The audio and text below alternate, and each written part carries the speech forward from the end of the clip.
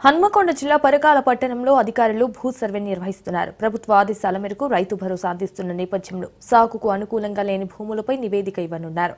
గృహాలు, పరిశ్రమలు, godowns, real estate ప్లాట్లను గుర్తించి ప్రభుత్వాన్ని నివేదిక అందిస్తామని అధికారులు తెలిపారు. అయితే ఈ నెల 20న భూ సర్వే ముగుస్తుందన్నారు. ఈ నెల 21 నుండి గ్రామ సభలు నిర్వహించి అర్హులైన వారి జాబితాను విడుదల చేస్తామని ఆర్డీఓ తెలిపారు.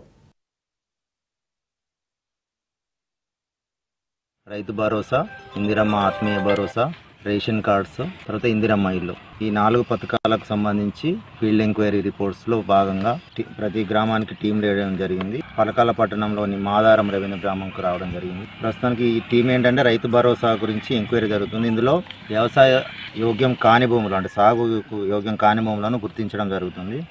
ఇల్లు లేదా కాలనీగా మారిన అన్ని రకాల భూములు, అట్లాగే రియల్ ఎస్టేట్, లేఅవుట్, రోడ్లుగా మారిన భూములు, పరిశ్రమలు, మైనింగ్, గోడౌన్స్, వీటికి సంబంధించి, అట్లనే ప్రభుత్వం ఆయా ప్రయోజనాలకు సంబంధించి గ్రీన్ఫీల్డ్ హైవే కావచ్చు, నేషనల్ హైవే కావచ్చు, రోడ్లు కావచ్చు, అట్లాంటి సేకరించిన అన్ని రకాల భూములు, ఇరిగేషన్కి సంబంధించి కూడా, అట్లనే రాళ్ళు, రప్పలు, గుట్టలతో కూడినవి, చెరువులు, శిఖంలు, చెరువులకు పక్కనున్న పట్టా భూములు కానీ సాగుకు అనువుగా లేని భూములు అన్నింటినీ కూడా గుర్తించడం జరుగుతుంది.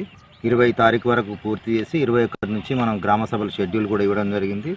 అయితే గ్రామ సభ షెడ్యూల్ కంటే ఒక ముందు రోజు, గ్రామ సభ జరిగే తేదీకి ముందు రోజు ఆ లబ్ధిదారుల జాబితాను, అర్హత లేని వాళ్ళ జాబితాలను కూడా మనం గ్రామ సభల్లో జీపీలను అక్కడ అతికించమని మాకు ఇన్స్ట్రక్షన్స్ ఉన్నాయి.